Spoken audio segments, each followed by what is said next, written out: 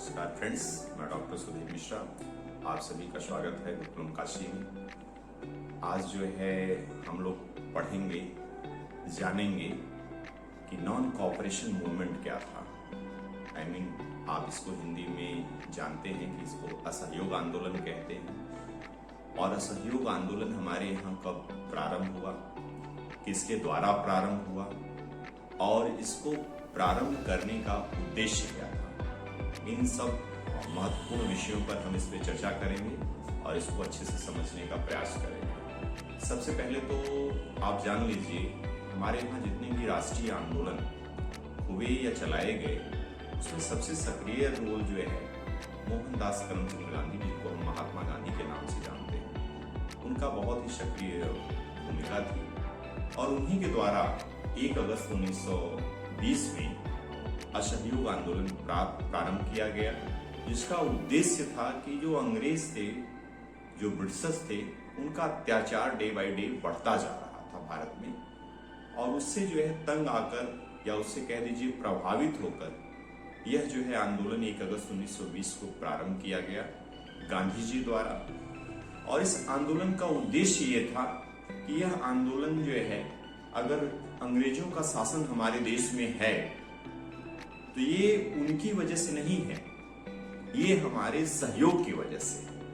कहते हैं ना, कोई भी व्यक्ति अगर आपके ऊपर, अगर आपके द्वारा कोई काम कर रहा है या उसके द्वारा आपसे काम लिया जा रहा है, तो उसमें सबसे बड़ा रोल होता है आपके सहयोग का। इसको हम इंग्लिश में कोऑपरेशन कहते हैं। यू कैन से कि जब तक आप किसी चीज में किसी का सहयोग नहीं करते, तब तक उस कार्य का सफल होना, कहते हैं, असंभव समझा जाता है, असंभव माना जाता है। तो कहते हैं अंग्रेजों का जो ये शासन हमारे देश में चल रहा था, वो हमारे यहाँ व्यापार करने आए थे ईस्ट इंडिया कंपनी बनाकर। लेकिन धीरे धीरे उन्होंने हमारे ऊपर ही शासन करना प्रारंभ कर दिया। और शासन भी जो है उनका ऐसा था कि जैसे प्रतीत होता था कि वो भारतीयों का शोषण कर रहे हैं, हमको एक्सप्लॉइट कर रहे हैं, और शोषण करने के साथ साथ पूरे भारत में अपने प्रभाव को बढ़ाते चले जा रहे हैं। तो हमारे मन में मनसा ये हुई कि हमारा ही देश है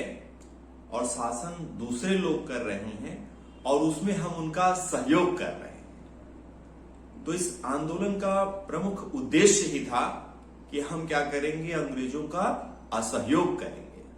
हम उनको नॉन कोऑपरेट करेंगे। और गांधी जी का मानना था कि अगर हम ऐसा पूरे भारतीय लोग करते हैं अंग्रेजों का, तो अंग्रेज हमारे देश को विदिन 1 ईयर, 1 साल के अंदर ही छोड़कर चले जाएंगे और हमारे देश में स्वराज की स्थापना हो जाएगी। यहां पर मैं स्वराज को जो है डिफाइन करना चाहूंगा। स्वराज का मतलब होता है अपना शासन, स्वयं का शासन। इस आंदोलन का अंतिम उद्देश्य और प्रमुख उद्देश्य ही था स्वराज की स्थापना। अपने शासन की स्थापना। यह आंदोलन 1 अगस्त 1920 को महात्मा गांधी के द्वारा, जैसा कि मैंने पहले बताया है, आरंभ किया गया। और यह आंदोलन धीरे धीरे पूरे भारत में फैलता रहा और इसके जो है काफी व्यापक असर पड़े, जो आगे की आने वाली क्लासेस में मैं आपको जरूर बताने का प्रयास करूंगा। बहुत बहुत धन्यवाद।